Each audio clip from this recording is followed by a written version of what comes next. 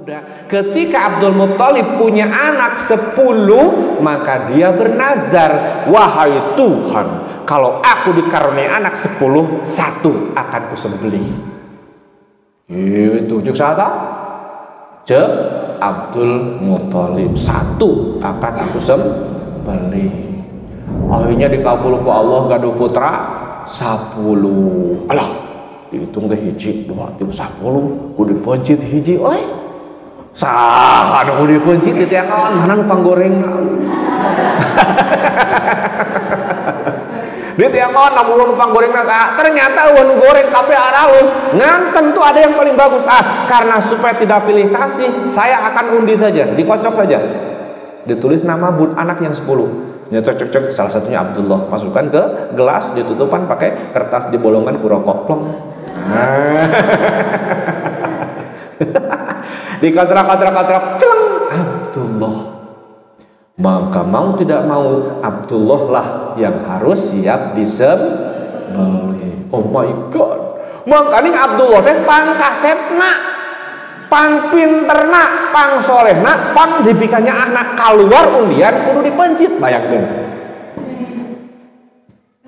Sungguh sangat ujian yang luar biasa. Tapi akhirnya ya ujian tinggal ujian, sayang tinggal sayang, tapi janji kepada Tuhan harus ditepati.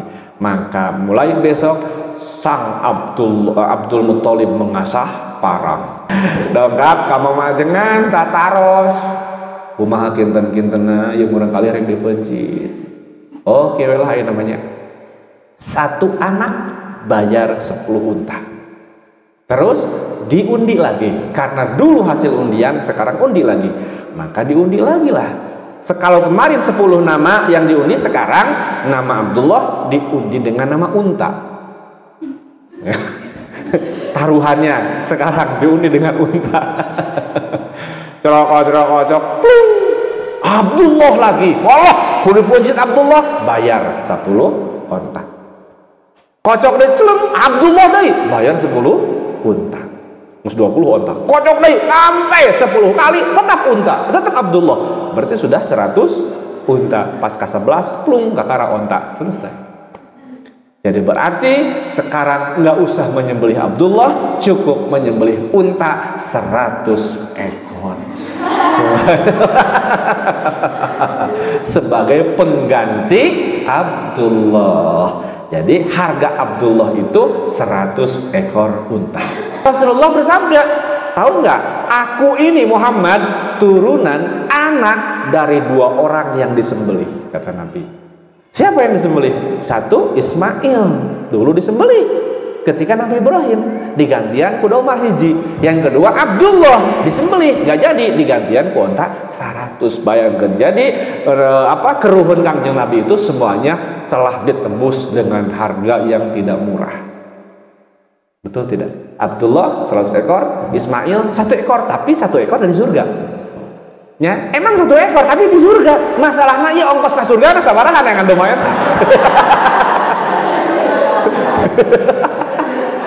Setelah selesai diurusi Abdullah dewasa pada umur kurang lebih 24 tahun, maka Abdullah ditikahkan dengan seorang gadis yang bernama Aminah, yang kelak akan menjadi ibunda Rasulullah Sallallahu Alaihi Wasallam. Jadi nikahnya masih muda, ya, atau muda 25 tahun namanya. Nah, terus ketika setelah menikah, maka sang ayah Rasulullah harus berangkat ke Madinah karena memang keluarga para uak-uaknya ada di sana. Jadi Rasulullah itu dari ayah dia memang orang Mekah, dari ibu dia memang orang Madinah. Maka pertanyaannya, kenapa Rasulullah hijrah ke Madinah? Kenapa? Karena di Madinah banyak uak di situ. Ada uak, ayah paman, ayah alo, ayah kapi, bibi, alo dan sebagainya. Wajar kalau hijrah ke Madinah, diditul badulur. Ketika sudah menikah pada umur 25 tahun, sang Abdullah harus berangkat ke Madinah untuk mengurusi kebun kurma. Tapi sayang, seribu sayang, ketika ditinggalkan, Siti Aminah sudah mulai nyiram. Apa nyiram? ngidam, ya, hamil sebulan 2 bulan terus sampai 6 bulan. Nah, ketika sang Abdullah belum pulang dari Madinah, maka saat Siti Aminah sedang ngidam, sedang hamil besar, maka ada berita bahwa sang Abdullah sakit keras dan meninggal di Madinah. Innalillahi wa inna ilaihi. Jadilah Rasulullah seorang yatim sejak dalam kandungan. Selesai. Dengan penuh kesabaran, akhirnya dibantu oleh pembantu warisan dari sang Abdullah, karena Abdullah meninggalkan warisan 5 ekor onta, 2 ekor domba, dan seorang pembantu rumah tangga. Siapakah? Ummu Eman. Enggak, jangan salah, ketika Rasulullah kemana-mana selalu disertai dengan Ummu Eman, karena dia adalah pembantu ayahnya yang selalu mengikuti Rasulullah ketika setelah lahir. Begitu. Nah, akhirnya lama kemudian melahirlah Rasulullah Shallallahu Alaihi Wasallam dalam keadaan ya yatim. Disambutlah dengan marhaba jadal Husain. Lahirlah Rasulullah 1 tahun, 2 tahun, maka sejak masih kecil Rasulullah hidup dalam asuhan pas borojote karena memang menginginkan turunan anak yang bersih, jauh dari budaya bahasa yang tidak baik, maka langsung di Bani Sa'diyah. Fungsikeun kamana Bani Sa'diyah teh? Sebuah kampung di perkampungan. Jadi lamun Mekah termasuk kota besar, ibu kota Jakarta. Pas Borojo Rasulullah lahir itu dikirim ke orang ibu susu. Siapa ibu susu? Siti Halimah, makanya Sa'diyah. Kenapa Sa'diyah? Orang turunan Sa'ad. Kampung Bani Sa'ad, kampung banget. Nah, ialah orang yang menyusui Rasulullah ketiga, karena pertama kali Rasulullah lahir disusui oleh siapa? Ya pasti oleh ibunya. Dan setelah wewe, orang kedua yang menyusui Rasulullah siapa? Suwaibah. Siapa Suwaibah? Pembantu Abu Jahal yang oleh Abu Jahal dikasih sama keluarga Aminah. Pas Borojo ngalahirkan, Abu Jahal pada ngeberita dina grup. Ya, selamat atas kelahiran Aminah telah memiliki anak pertama. Hah? Aminah boga anak? Aminah, aduh. Alhamdulillah. Halah, Suwaibah ka dieu. Nah, Suwaibah teh pembantunya yang suka nyuhin kopi, nyuciin baju, nyuciin piring, masak nyangu. Biasa Suwaibah, biasanya Abu Jahal kieu kopi.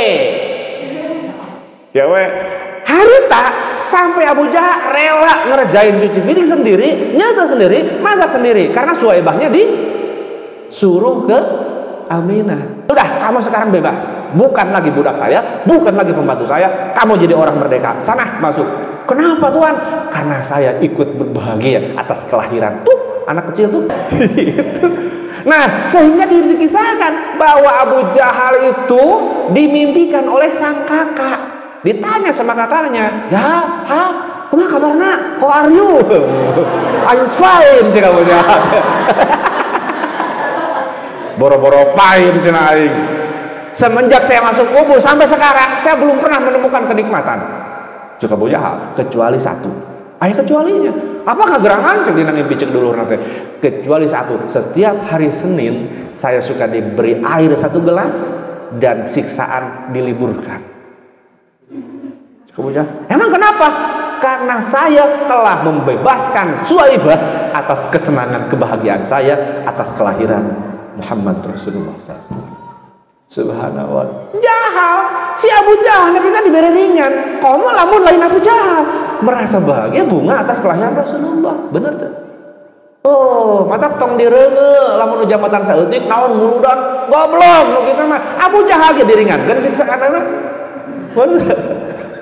Gitu maksudnya. Jadi apa yang Anda harapkan dari memperingati Rasulullah maulidnya? Apa yang diharapkan dari kita menceritakan Rasulullah? Harapannya kita dapat syafaat. Abu Jahal saja dapat syafaat. Terus ketiga, dioper lagi ke penyusu yang ketiga. Siapakah dia? Siti Halimah Sa'diyah. Dan disitulah diurusi sampai 4 menjelang 5 tahun.